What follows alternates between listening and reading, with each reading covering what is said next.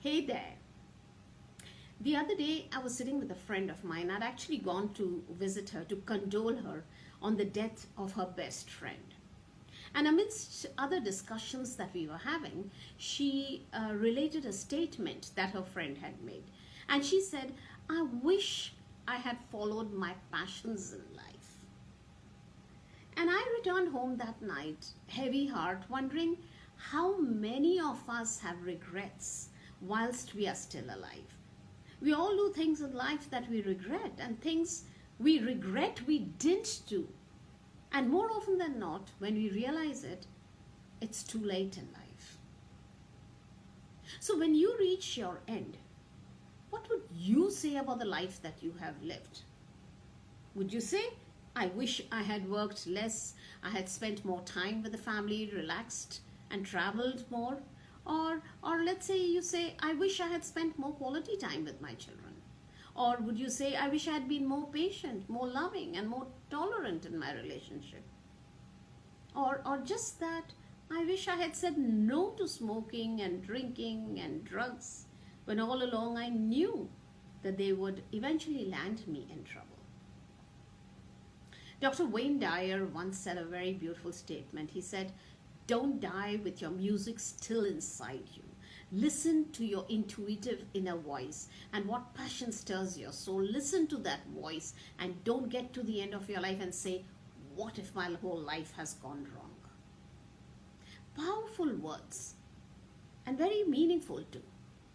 So living a life of purpose based on a mission, it's what gets your juices flowing, what turns you on in life, what you're passionate about, what makes you jump out of bed excited and looking forward to the next day. In other words, you are not on autopilot mode, just going through the motions day after day after day. You might have watched the movie Yes Man, in which Jim Carrey plays a man called Carl, who challenges himself to say yes to everything. Now, at a self-help seminar, he learns to unleash the power of yes. And living in the affirmative leads him to all sorts of amazing and transforming experiences. He gets a job promotion and even he finds a new romance.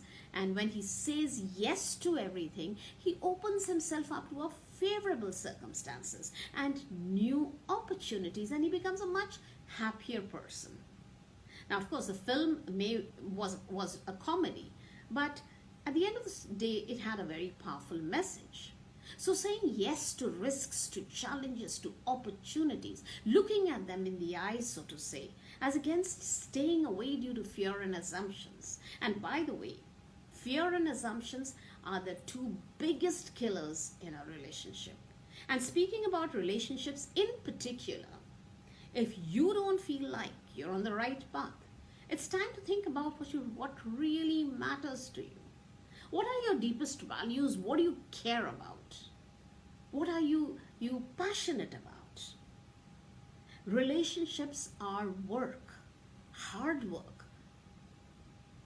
So anyone who tells you otherwise has either not been in a relationship for more than a few months, or someone who's not revealing all of their true feelings about the relationship that they are in. So disagreements and ups and downs are a part and a parcel of a relationship. If every time the two of you don't see eye to eye on something, you end the relationship. You're probably going to have regrets, and plenty of them. So not only that, you are going to carry your old self into your new relationship. And why? Because A, you haven't resolved some inner stuff, and B, you're going to put yourself in the position of always running away from a conflict. Now, at the end of the day, you want to be able to say, I lived a rich life. I had the courage to stand out. I had the courage to be different. I had the courage to love more, and that I made a difference in most people's lives, isn't it? It's said, what matters most is how you live, not how long you live. And the way to have no regrets is to follow your heart, follow your passion, Live in the present. Understand relationships. And in order to understand relationships, you need to understand yourself first before anything else. So look, we can't predict the future or know where our decisions will ultimately take us. But we can all learn to listen more closely to the intelligence of our intuition, of our heart. I believe it's a higher form of intelligence than logic, and it will take us closer to where we want to go in life ultimately. Remember that there is no dress rehearsal. This is the show.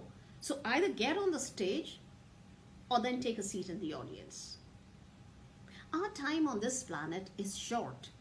So use each of your 1440 minutes every day and follow your passion. God knows where it will take you. Let go of the past and live in the present without any regrets.